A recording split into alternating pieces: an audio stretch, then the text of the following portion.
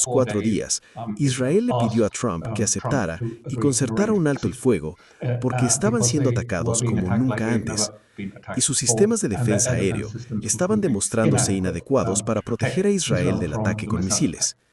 Luego, cuando llegamos al periodo actual, este periodo que acaba de pasar, este fue un tipo de ataque diferente. Se estaba organizando una sorpresa diferente. Se trataba de la inserción de alborotadores entrenados en Irán, y algunos de ellos eran kurdos que llegaban y que habían sido entrenados en Albania, en el campamento de ahí, o en el Kurdistán de Irak, No estoy seguro de cuál. Algunos de ellos eran miembros del Ejército Popular de Liberación, el EMP, que habían estado en el campamento de Albania, donde la CIA entrena a 3.000 EMP precisamente para este tipo de trabajo. Y luego llegaron otros. Estos fueron organizados y dirigidos. Llegaron y se les dijo a dónde ir y qué hacer. Pero su manual de estrategias fue, creo, también algo inesperado. En fin, este era, probablemente lo recuerden, el famoso tomo Gestión del Salvajismo. No sé quién lo escribió, pero me han dicho que posiblemente fue un egipcio. Pero este era el manual de ISIS para crear miedo absoluto y de turbación en una sociedad, mediante un salvajismo desenfrenado, violencia desenfrenada. Y este ha sido, por así decirlo, el texto que ISIS ha utilizado a lo largo de todo el proceso. Y el objetivo era que la violencia fuera extrema y los ataques se dirigieran a cosas inesperadas, a bancos, mezquitas y a todos los elementos del Estado. Y también atacaron a iraníes inocentes, con saña y brutalidad, como he visto imágenes de algunos de estos ataques. Todo pretendía transmitir el mensaje de que el edificio del Estado iraní se estaba desmoronando, que estaba en llamas, ardiendo, desmoronándose. Y todos huían del edificio, y se suponía que esto ocurriría, ya que Netanyahu y los israelíes, creo, habían persuadido a Trump para que intervinieran. En esa situación en la que la casa estaba en llamas y la gente huía por el peligro que sentían, y el edificio se derrumbaba mientras ardía, se suponía que sería fácil. Con una pequeña operación militar, intervendrían, ayudarían a los alborotadores y el Estado implosionaría, colapsaría y estaría hecho. Irán sería como Siria después de que el señor Hassan se fuera de Siria. Así que querían lograr, desde mi punto de vista, cuál era el objetivo. Y fracasaron. Y fracasó, creo, por varias razones. Pero la primera, creo, fue que, de nuevo, Irán respondió muy rápidamente cortando las líneas telefónicas internacionales. Pasando del Internet internacional a una red interna, un Internet que solo servía al gobierno y a los iraníes, pero cortando las conexiones con el mundo exterior. Pero luego, crucialmente, y esta fue la sorpresa que recibieron los israelíes y la CIA, algo que no esperaban, la gran sorpresa fue la interrupción del Starlink. Me han dicho por algunos, quizá mejor que yo, que se han insertado unas 40.000 terminales introducidas de contrabando en Irán. Y este fue el mecanismo para dirigir toda esta operación. Necesitaban eso y el Internet para decirle a la gente a dónde ir, cómo operar, cómo reunirse. Y creo que tras bastidores también había otro plan, la vulcanización de Irán. Así que el elemento kurdo que llegaba a la provincia iraní de Kokrushan estaba siendo instruido para establecer una constitución y una estructura para un Estado separatista dentro de Irán, y otros también. Es decir, no sé si los baluchis lo estaban haciendo o no, pero claramente esto era parte del plan, de Israel, más que del de Estados Unidos. Estados Unidos todavía pensaba en términos de un cambio de régimen, y que Reza Barjavi llegaría y tomaría el poder. Pero ese nunca era el plan israelí. El plan israelí era la vulcanización y la división del Estado en componentes étnicos débiles, tal y como vemos que ha sucedido en Siria. Pero la manifestación de Starlink posterior, creo que el punto de inflexión fue alrededor de ese domingo o viernes de la semana anterior. Y luego, por así decirlo, los disturbios simplemente se calmaron casi por completo en 1 o 2 días y desaparecieron. Y eso fue una sorpresa. Y la gran, a mi decir, la importancia de esto fue realmente muy importante. E incluso ha sido reconocido por los israelíes. Es decir, son profesionales, no propagandistas. Lo analizaron y dijeron, bueno, miren, según el plan, ¿dónde estaban las defecciones de las élites políticas? ¿Quién defectó del Parlamento y se unió a los protestantes? ¿Quién defectó del ejército, del CGRI, del baasismo? Nadie. Es decir, no hubo nada sustancial. No hubo realmente una oposición en Irán. Y no hubo, por así decirlo, fragmentación, fractura de la estructura del Estado. El Estado emergió intacto de esto. Y los israelíes ahora, prácticamente, en sus evaluaciones de inteligencia, lo admiten. Hoy escribía sobre el tema y citaba a Ronan Bergman, quien dijo que la evaluación era que la insurrección simplemente no ocurrió, Se detuvo y continúa diciendo, ya saben, la pregunta es si alguna vez era probable o si alguna vez iba a tener éxito. Es decir, bueno, intentarlo de nuevo no va a funcionar. Ese es un análisis bastante importante de la evaluación formal de inteligencia israelí. Si esto llega bien a Washington, por supuesto, es otra cuestión, porque como saben, Washington todavía está muy metido en esto. Ahora, ciertos marcos de pensamiento y ciertos marcos de comprensión de Irán. Pero creo que recientemente el jefe saliente del Mossad fue a ver a Trump, David Banaya. Claro, no sabemos qué le dijo, pero sospecho que Trump sí sabe que fue un fracaso. Claro, ahora están intentando compensarlo. Es decir, se está intentando afrontar la situación y la solución es, bueno, claro, no desplegamos muchísimas fuerzas en la zona. Y ya saben, tal vez ahora tengamos que desplegar muchísimas fuerzas en la zona, porque, claro, fue un error.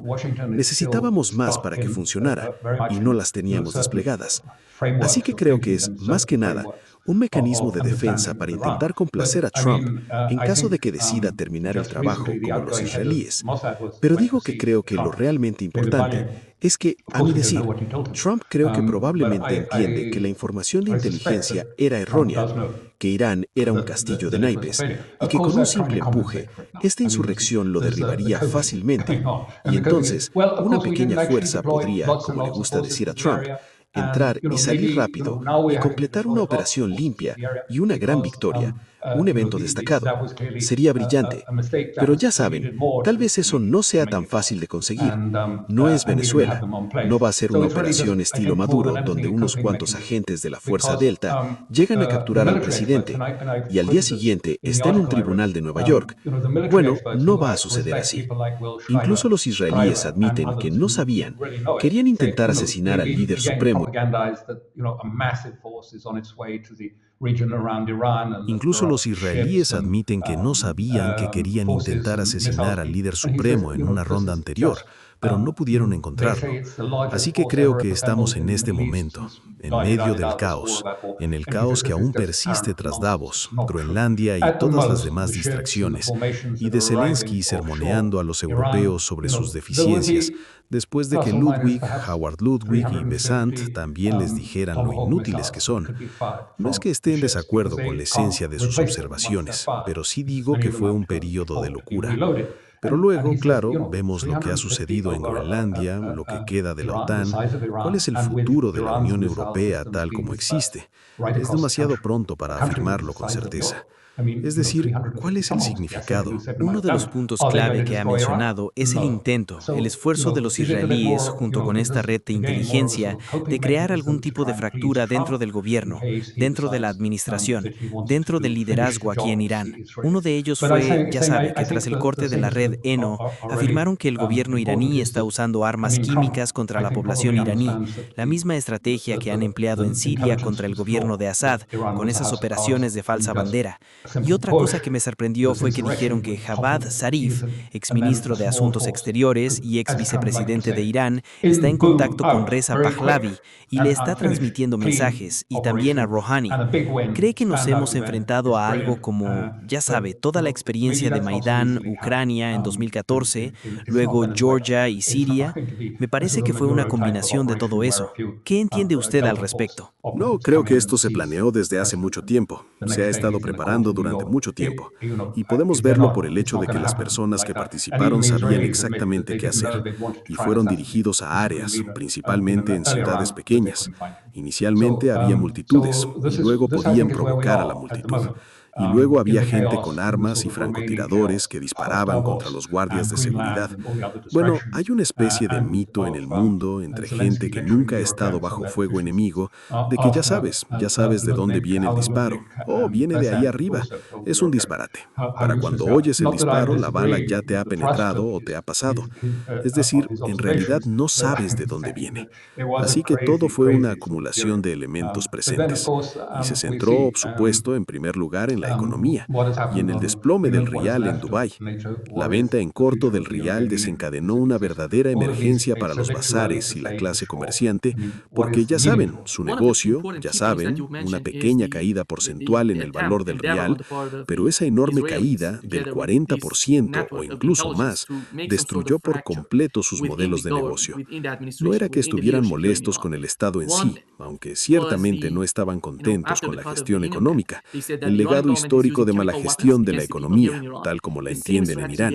Y de hecho, me desconcertaba bastante por qué es tan fácil organizar una tasa de venta en corto sobre una moneda. Si tienes dinero, es decir, suficiente dinero, entras, vendes y al final ganas dinero, porque luego recompras. Y no podía entender por qué no había algún acuerdo, un acuerdo de intercambio con China o algo similar, que el gobierno solía usar para recuperar el valor de la moneda. Sé que las reservas de divisas de Irán, muchas de ellas, siguen congeladas, pero China ha ofrecido apoyo financiero. Pero parece que durante este periodo, no sé, hablo por desconocimiento, pero durante este periodo los sucesivos gobiernos no se han acercado a China ni han llegado a acuerdos como los que se suelen dar. Rusia suele sufrir ataques cambiarios, ataques de venta en corto. Recuerden, en un momento dado, llegaron a tal punto que el precio del petróleo viró negativo por unos días. Y luego existen estos acuerdos entre los bancos centrales. Y no entiendo por qué sucedió eso, pero sigue siendo una especie de vulnerabilidad. O sea, espero que Irán llame a los chinos y les diga, por favor, solucionen la situación económica, porque es muy difícil. Irán vive con una combinación de dos estructuras socioeconómicas bastante contrastantes y opuestas. Por un lado, durante ese periodo anterior, el periodo de la represión real, adoptamos una postura neoliberal en Irán e intentamos eliminar subsidios y en cierto modo establecer una economía de mercado. Pero ante todo eso no es fácil de lograr, porque no puedes simplemente eliminar el piso de precios de la harina y otros elementos clave de la economía. Y luego la otra parte es una estructura socioeconómica similar a la que existe en China y Rusia, donde no se trata de individuos, de empresarios que obtienen el máximo beneficio posible, sino de una economía sólida, que sus estrategias de inversión beneficien a la comunidad en su conjunto. En fin, eso lo tendrá que resolver Irán cuando todo esto pase y tenga tiempo de replanteárselo. No sé por qué ocurrió. Quizás, ya sabes, había tensión entre quienes miraban hacia el este y quienes miraban hacia el oeste, pero sea lo que sea, sin duda puso de manifiesto que es algo que debe abordarse con mucha seriedad. Sí, mencionaste el caso de Groenlandia, que fue uno de los temas más candentes en Davos, el Foro Económico Mundial. Donald Trump quiere Groenlandia y Europa no sabe cómo abordarlo. No sabe cómo comprender la situación con la política actual de Estados Unidos. Cuando se observa el caso de Groenlandia, cuando se observa cómo Donald Trump y J.D. Vance hablan de Groenlandia y del futuro de la OTAN, estos países se han sacrificado. Los países europeos se han sacrificado mucho durante la guerra en Ucrania. La economía alemana se encuentra en una situación muy difícil en este momento. Y por otro lado, la canciller alemana dice que protegeremos a Dinamarca y Groenlandia de la amenaza rusa, mientras que Donald Trump habla de Groenlandia. Y el mensaje de texto de Emmanuel Macron dice que todos estamos de acuerdo con el caso de Irán, pero ignoremos el caso de Groenlandia. No significa que Donald Trump renunciaría a la idea de, ya sabes, capturar Groenlandia de alguna manera. ¿Qué entiendes? ¿Qué es? Nuestra opinión sobre cómo los europeos intentan gestionar la relación entre Europa y Estados Unidos. Bueno, gestionar esa relación entre Europa y Estados Unidos no creo que volvamos a ser como antes. Ha cambiado, se ha roto. Y creo que el jueves hubo una reunión del Consejo Europeo, que es la jefatura de Estado. Y ese fue el consenso general. Ya saben, no hay vuelta atrás en la relación que existía entre Europa y Estados Unidos. Y por supuesto, eso afecta a la OTAN y a toda la cuestión de la OTAN tal como está. El asunto de Groenlandia tiene una historia curiosa, ya que creo que el señor Bolton ha dicho que fue en 2018 cuando un multimillonario le propuso a Trump comprar Groenlandia. Y luego, en 2019, Trump, en su primer mandato, intentó comprar Groenlandia. Lo intentó y fracasó. Pero desde entonces, claro, ¿qué hizo Europa con Groenlandia? O con el hecho de que Trump no hubiera intentado comprar nada. Es decir, simplemente siguieron adelante sin mejorar la situación en Groenlandia. Groenlandia abandonó la Unión Europea debido a los derechos de pesca, porque no la aceptaron, ya que Groenlandia vive de la pesca y la política pesquera de la Unión Europea los amenazaba. Entonces, ¿hasta qué punto la sugerencia de Groenlandia tenía un interés estratégico? Bueno, es mi opinión personal, pero creo que es un disparate. Es decir, no hay duda de que Rusia o China están a punto de apoderarse de Groenlandia. Groenlandia es básicamente una banquisa de 1 kilómetro de espesor. Y sí, tiene minerales debajo de ella, pero estos minerales son casi inaccesibles, excepto en la costa, cerca del mar. Pero el coste de atravesar el hielo para extraer minerales, y además sin sistema de transporte ni capacidad, ¿funcionaría la maquinaria con estas temperaturas tan extremas? No creo que tuviera sentido. Estados Unidos tiene un acuerdo con Groenlandia desde 1951 que le permite establecer bases allí. Cuentan con un sistema de radar de alerta temprana en Groenlandia, tienen bases de misiles en Groenlandia. No es que no las tengan, las han tenido allí durante años. Así que creo que a veces podemos sobreanalizar estas cosas.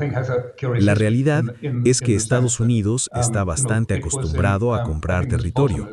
Compró Alaska a los rusos, compró Luisiana antes, y Trump miró el mapa y pensó, bueno, eso encajaría perfectamente con nosotros. Y es más, podría decirles a los estadounidenses, miren lo que he hecho. A diferencia de otros presidentes, esto es incluso más grande que Alaska. Hemos añadido más territorio que incluso la compra de Luisiana, que fue mucho mayor. Y si tomamos Groenlandia, miren el mapa.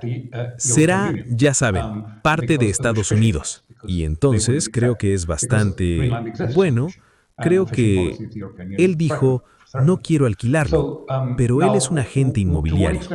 Si trabajas en el sector inmobiliario en Nueva York y ves una manzana vacía, pero hay algunas tiendas que siguen funcionando, lo que necesitas es ser propietario.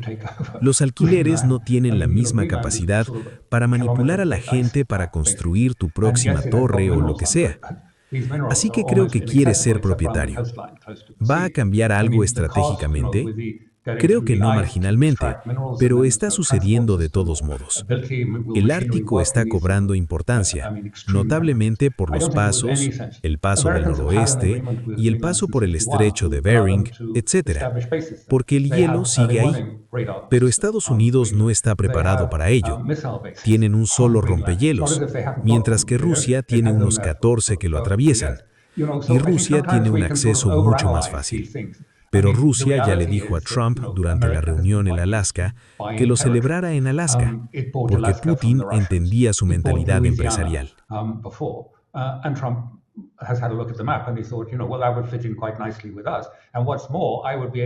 Trump mira a tu alrededor y piensa, podríamos trabajar juntos y explotar los recursos de petróleo y gas del Ártico. ¿No sería fantástico?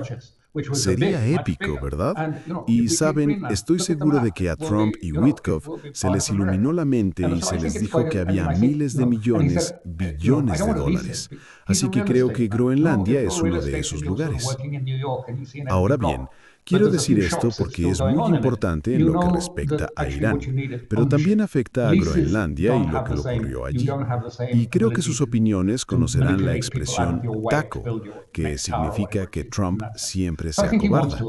TACO es una expresión que se ha usado durante algún tiempo en relación con los aranceles y otras medidas económicas. Ahora bien, creo que hay dos cosas bastante importantes y nuevas que afectarán la decisión. La primera es una nueva encuesta del New York Times que muestra que el índice de desaprobación, no la aprobación, sino la desaprobación de Trump, ha alcanzado el 47%.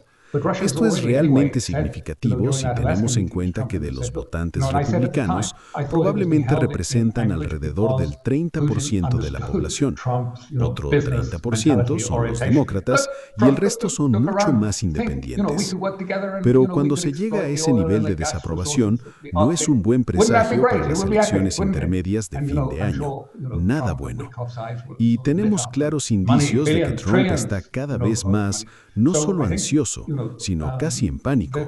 Y dijo, si perdemos la Cámara de Representantes, y por el momento parece que podrían perder la Cámara, tal vez incluso el Senado, pero la Cámara de Representantes dijo, estamos acabados, hemos terminado. Así que le preocupa eso. Ahora, la otra cuestión sobre Groenlandia, que está relacionada con esto, ¿qué cambió el cálculo de Groenlandia? ¿Fueron los europeos? ¿Sus amenazas y su advertencia de usar la bazuca comercial europea contra Estados Unidos, lo cual es una propuesta absurda, porque los europeos se han vuelto, quiero decir, lo hicieron consciente y deliberadamente, totalmente dependientes de Estados Unidos. Es decir, vi una cifra recientemente que indica que Alemania ahora depende en un 96% de gas natural licuado de Estados Unidos. Solía disfrutar de los beneficios de gas ruso barato por gasoducto, pero han decidido deliberadamente volverse dependientes ahora, completamente dependientes, en realidad, porque, bueno, no creo que Qatar ni ningún otro estado vaya a compensar la situación si los estadounidenses presionan a Europa interrumpiendo el suministro de gas natural licuado. Entonces, ¿fue esto lo que cambió el cálculo de Groenlandia? Bueno, ya saben, no soy psiquiatra, así que no puedo decirles exactamente qué pasa por la cabeza de Trump, pero creo que si lo vieran ese mismo día, hubo casi una implosión en el mercado de bonos. Cuando anunció los aranceles a los estados europeos que no aprobaron su confiscación de Groenlandia, el mercado de bonos se desplomó. La última vez que se desplomó de la misma manera fue el llamado Día de la Liberación. Y si recuerdan, Besant tuvo que volar a Mar-a-Lago rápidamente y decir, por Dios, retiren estas sanciones que debemos mantener. La fragilidad de la situación económica es algo que afectará claramente la situación iraní, porque ¿qué pasa si Irán es atacado y cierra el estrecho de Hormuz? ¿Qué pasa si, ya saben, los estados del Golfo se ven afectados?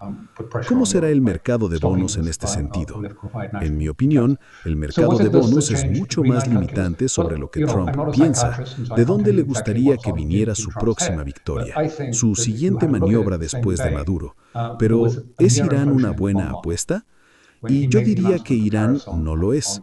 No lo es por dos razones. No va a ser una guerra rápida, ni siquiera en el mejor de sus escenarios, según las fantasías que le han sugerido Israel y otros. Podría ser una guerra rápida, una guerra corta y contundente. Una victoria enorme y, ya sabes, titulares, y podría ser... No va a ser así. No va a ser así. De hecho, podría ser todo lo contrario.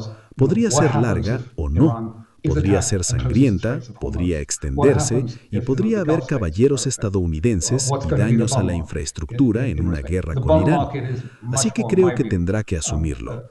Entonces, ¿cuál sería el impacto en el mercado de bonos? Porque creo que la geopolítica, y lo sigo diciendo, me parece que la gente me ve como si estuviera un poco loco, pero creo que toda la geopolítica estadounidense en este momento gira alrededor de la situación de la deuda, el mercado de bonos y el mercado de valores. Estos son los puntos clave. Necesita que el dinero fluya. Cualquier cosa que parezca impedirlo, como guerras arancelarias inesperadas y etcétera, desestabiliza un mercado de bonos muy nervioso donde los tipos de interés no bajan, sino que suben. Y la gente compra cada vez más oro en lugar de invertir su dinero en bonos del Tesoro estadounidense. Así que creo que, ya sabes, las encuestas, las noticias, las perspectivas, Trump quiere una victoria. Ahora bien, creo que puede que haya tenido la ilusión de que podría, ya sabes, una fuerza delta podría volar y atrapar al líder supremo y llevarlo ante el tribunal en Nueva York al día siguiente. Es una completa tontería, una completa fantasía. Ya sabes, de acuerdo. Funcionó, pero funcionó por razones completamente diferentes en Venezuela, pero no funcionará en absoluto. Y creo que posiblemente se está dando cuenta de que necesita, ya sabes, se acerca, creo que en cualquier momento es el aniversario de su investidura, y luego se acerca el 250 aniversario de la fundación de Estados Unidos. Estoy seguro que quiere, ya sabes, un gran despliegue, ya sabes, un anuncio, ya sabes, un evento destacado que, ya sabes, acapara los titulares, capta la atención mundial, se ve genial y es claramente una victoria. Así que sí, creo que él quiere eso. Creo que Groenlandia fue concebido en ese sentido, algo que se podría hacer. Ya sabes, simplemente lo aceptaré. ¿Por qué no? Es decir, ya sabes, esto está bien. Creo que podría terminar apoderándose de él, por cierto. Creo que podría terminar consiguiéndolo, porque creo que los europeos realmente presionarán a Dinamarca. Háganlo. Lo hacemos porque necesitamos a Trump. Por mucho que sea un personaje extraño, pero necesitamos que respalden nuestras garantías de seguridad en Ucrania y cuando las fuerzas vayan allí. Así que todo gira alrededor de Ucrania. Así que creo que la presión, mira, así que digo, Dinamarca ni siquiera fue consultada. Es decir, simplemente enviaron a Rutte para decir, y Dinamarca se quejaba. Sí, pero ya sabes, no tiene un mandato. No acordamos que negociara a nuestro nombre ni en del Parlamento. Así que creo que probablemente lo conseguirá y se presentará. Y probablemente, en el momento oportuno, Dinamarca aceptará una pequeña tarifa por transferir la soberanía a Estados Unidos. Solo estoy adivinando. No tengo información privilegiada, pero es así como interpreto la situación. Los europeos, a pesar de toda la angustia y la ansiedad que han mostrado en Doha, no quieren perder a su padre. Quieren mantenerlo en el juego. Y aún creen que quieren que venga y acepte respaldar a los europeos si, por supuesto, alguna vez, no creo que sea probable, en un futuro cercano logren un alto el fuego. No en los términos que se proponen, sino solo en los que el señor Putin sugirió en junio del año pasado, 24.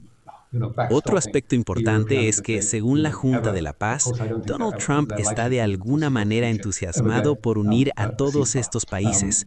Cuando Donald Trump habla de paz, ¿se refiere realmente a poner fin a las guerras o a reorganizar el mundo en bloques militares rivales? Bueno, en realidad también podría referirse a oportunidades de negocios y negocios inmobiliarios, porque ya saben, todos estos conflictos, como el de Gaza y todo lo que he mencionado, es decir, los Kushner y otros tienen, sí, miren nuestros planes, rascacielos, y hay grandes oportunidades de inversión. Esto les dará millones a los inversores. Así que parece que parte de su política, como dijo Trump, no es solo transaccional, sino que él ve la política como un negocio. Y esto es una de las cosas que ha buscado en Rusia, viendo que Witkoff y Kushner también están ahí, y que es necesario que todas las partes interesadas obtengan algún tipo de compensación. La geopolítica se basa en idear un acuerdo inmobiliario. En un pequeño plan, tenemos que comprarle su parte. Tenemos que comprarle la parte a esta otra persona. Tenemos que comprarle la parte a la gente prometiéndole una participación en la estafa, que es pura estafa. Las enormes cantidades de dinero que probablemente se asignarán a la reconstrucción, y etcétera, mucho de eso se utilizará, será de alguna manera, el incentivo que permita algún tipo de acuerdo. Así es como ellos lo ven. Yo no lo veo así. Creo que Rusia y el señor Putin tienen muy claro que es necesario abordar las causas fundamentales del problema. Y en su discurso a los nuevos embajadores que vinieron a presentar sus credenciales, creo que a finales de la semana pasada, dejó muy claro que el problema de fondo es que, como todos sabemos, la expansión de la OTAN y que ésta necesita retirarse, y que eso tiene que acordarse no con un par de empresarios, sino formalmente, de Estado a Estado en un documento legal, no, ya saben, de la forma en que, por así decirlo, el fin de la Guerra Fría en 1991 se hizo verbalmente. Y ahora la gente decía a los rusos con bastante frecuencia, o lo han estado diciendo, cuál fue el acuerdo de que no se avanzará ni un ápice más.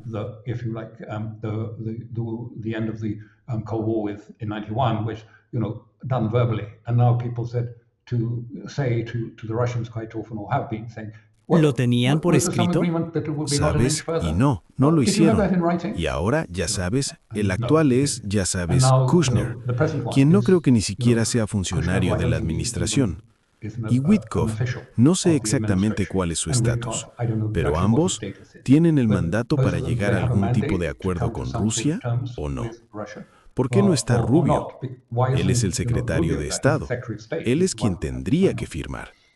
Así que, ya sabes, creo que este asunto, ya sabes, todo, negocios, accionistas y sobornos, se está transfiriendo ahora a este proceso de paz suyo. Pero si lees, yo no, deberías leer el estatuto, porque es bastante claro. Es decir, todo está presidido por el señor Trump. Él nombra, no nombra o deselecciona a los miembros de esto. No se trata de Gaza. Hay otro tema, uno secundario. Se trata de Gaza. Pero el proceso de paz principal, por así decirlo, se trata esencialmente de resolver conflictos y resolver problemas donde quiera que surjan. Trump será el árbitro, y esa gente aportará dinero. Y el dinero irá a Trump. Él decidirá cómo gastarlo, y asumirá muchas de las funciones y roles de las Naciones Unidas, en particular del Consejo de Seguridad. Así que los europeos también están muy preocupados por esto. ¿Y a dónde nos lleva esto? Trump ya ha dicho que no cree en la existencia del derecho internacional. Entonces, ¿de qué se compone el panorama geopolítico actual? Solo fuerza mayor, solo la capacidad de usar la fuerza. Quienes tengan fuerza la usarán. Quienes no la tengan tendrán que sufrir. Ese es básicamente el lema de esta nueva estructura. Y por eso, algunos europeos se niegan a unirse. No han llegado a un acuerdo sobre qué hacer. Pero con eso, y ahora la cuestión de la OTAN, es decir, la OTAN obviamente ha puesto a Ruta a cargo de las negociaciones con Dinamarca para subrayar el papel de la OTAN y su continuidad, porque están desesperados porque la OTAN continúe, por diversas razones, entre ellas porque es un fondo de sobornos en Bruselas. La OTAN tiene mucho dinero allí y financia conferencias, trampas, estructuras de investigación y cosas así. Financia el salario de mucha gente, sus conferencias y otras cosas. Están desesperados por mantenerla. En cuanto al tema de la paz, ya saben, la Junta de la Paz, como la llaman, mucha gente se sorprendió por la actitud del presidente ruso, Vladimir Putin, al anunciar que $1.000 millones se destinarán a la Junta de la Paz para la reconstrucción de Gaza. Y sabemos que si retiran $1.000 millones de sus activos rusos congelados, tienen que liberarlos todos. Y no va a ser que si retiran $1.000 millones, el resto se congele y se quede congelado. ¿Es esa la estrategia de los rusos? No creo que llamarlo estrategia sea exagerar. Creo que está provocando polémica en Europa con ironía. Y como él mismo dijo, simplemente se dejó que la situación se caldeara un poco. Porque claro, la mayoría de esos recursos, los activos congelados, están en Europa. Y los europeos ni siquiera pudieron acceder a ellos porque, bueno, las sanciones legales por, digamos, descongelarlos o simplemente incautarlos eran demasiado severas. Así que creo que Putin estaba provocando un poco el avispero. Y también porque los europeos han impuesto un boicot ridículo a Rusia. Cuando hay reuniones del G20 donde participa Rusia, o bueno, Lavrov o el Ministerio de Asuntos Exteriores, los europeos, me temo decirlo, como si fueran una especie de escultura, fingen no estrecharle la mano a Lavrov, probablemente el diplomático más eminente del momento, y fingen ignorarlo y no participar en las discusiones. Así que creo que, ya sabes, Putin dice que sí, bueno, ya sabes, Trump dice que debería unirme a la Junta de la Paz. ¿Por qué no? Si sucede, ¿por qué no? Y eso significará que la mayoría de los europeos probablemente no podrán unirse, porque tienen una política de aislar a todos los rusos. Y ya sabes, la situación se está volviendo cada vez más feroz. Ya sabes, los rusos están siendo boicoteados o les prohíben el viaje, los sancionan o los excluyen. Así que no creo que se deba leer una gran importancia estratégica en esto. Creo que, ya sabes, Putin probablemente, con una leve sonrisa en la cara, dijo, bueno, ¿Por qué no? Unámonos y veamos las consecuencias. No sé si la Junta de la Paz llegará a ser algo importante.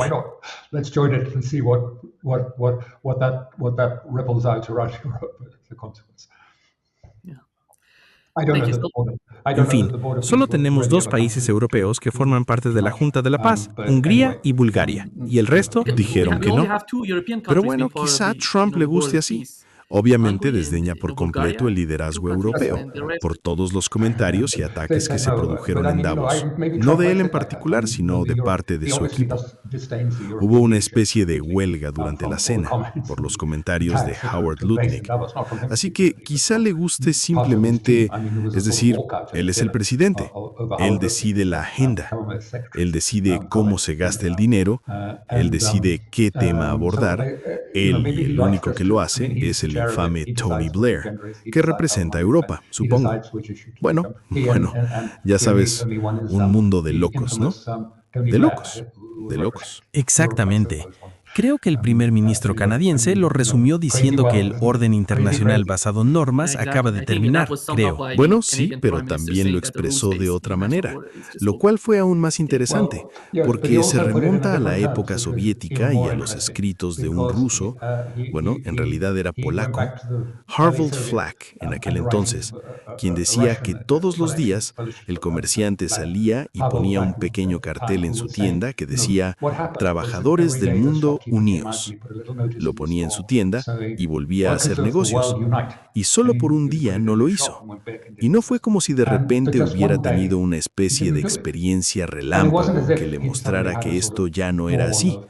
Todos sabían desde hacía años que no era así. Sin embargo, todos seguían colocando el cartel que decía «Trabajadores del mundo unidos», cuando el plomo patentado no se va a producir jamás. Y de repente, cuando desapareció, dijo «Me di cuenta de que la era había terminado». Y supongo que Carney hizo algo parecido. Todos sabían que, si se quiere, el orden basado en reglas no era un orden basado en reglas en absoluto. Era simplemente uno que servía principalmente a los intereses de Estados Unidos. Pero a los europeos les encanta usar la sugerencia de que tenían cierta superioridad moral y valores morales sobre los que podían dar lecciones al resto del mundo. Y esto provenía del orden basado en reglas, arraigado en los valores de la posguerra, y de repente el aviso desapareció, y bueno, para que todos se den cuenta, o al menos ahora tengan que aceptar lo que sabían, pero no dijeron. Sí, exacto. Muchas gracias, Alistair, por estar con nosotros hoy. Un placer, como siempre. Muchas gracias. En fin, disfruta del resto de tu tiempo allí y bueno, que tengas un buen viaje de vuelta a casa cuando eso suceda. Gracias.